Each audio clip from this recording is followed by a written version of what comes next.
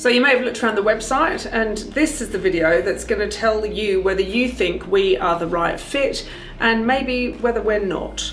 Who would you say is a good or bad fit for our product and service?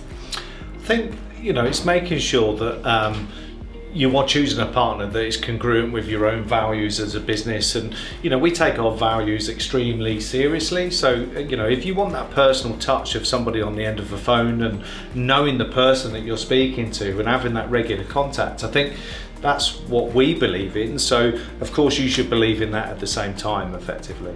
I suppose it's quite like we walk in the shoes of owner-managed businesses really well, because you and I have both owned our own businesses. Exactly. In fact, we own this one. Yeah. So we kind of know what it's like on that treacherous journey, and that sense of empathy, it's kind of touchy-feely. So if that's the kind of vibe you're looking for, then I guess we're a really good fit. But again, if you want the big corporate boys, then I guess that's kind of not. I think the other thing is that because we tend to do small, boutique, personal, and whilst our clients range from a logistics spend of between 20,000 and about 250,000 a year, the reality is that it's more for people whose unit dispatch is over £30, isn't it? Yeah.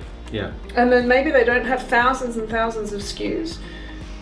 Yeah, look, I think it's, if you're looking to scale your business and you're maybe a family kind of run business and you want to kind of take your professionalism to the next stage, we would be a great fit for you. If you're willing to take on the advice that we can give you as a business that's been involved in e-commerce, picking and packing and dispatching for many, many years, and giving you that advice on the right type of packaging and perhaps even down to what we consider to be important for your consumer, making sure that we're choosing the right carriers for you. What we don't want is customers that come to us and say, okay, well, we want to go down the cheapest route for dispatch, and actually we know that the product doesn't quite fit with that carrier. We want people that are going to take the advice on board.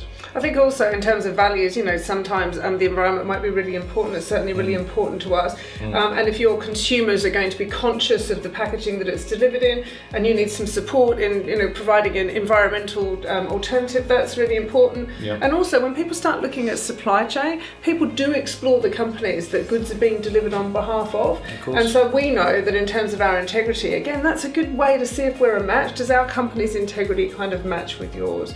And in terms of what's a bad fit for the business, Dan, what else do you think would be a bad fit? I mean, we can't deal with people who don't deal with technology, can we? So whilst we've got a really good tech support team, basically speaking, if you're used to running your stock sheet on an Excel spreadsheet, then that's not going to work for us, is it? Well, we've invested massively in the technology to streamline that process. So I think you also need to have the right systems in place that can talk to ours and make it as transparent and seamless for us to then take over that post-sales process. Also, clearly, if you are a sole trader or you've got poor credit, it's certainly a risk to us. You wouldn't want us to have poor credit. No, absolutely. and be bad payers. So that's clearly quite important for us to offer that professional service from end to end. Also, there's some nuances of certain types of products that may be hazardous or need kind of refrigerator storage and things like that. We haven't gone into those particular niches. There may be some products that are low in hazardous quantity that we may be able to look at if there's a certain percentage of them. But if your product is particularly awkward to handle, etc., you may be looking at a specialist provider to meet your requirements. We're also born and bred in the UK. I kind of got the Bruce Springsteen song going in the back of my mind, and I know that's USA, but effectively speaking, you do need to have a UK registered company for us to be able to do business with you as well.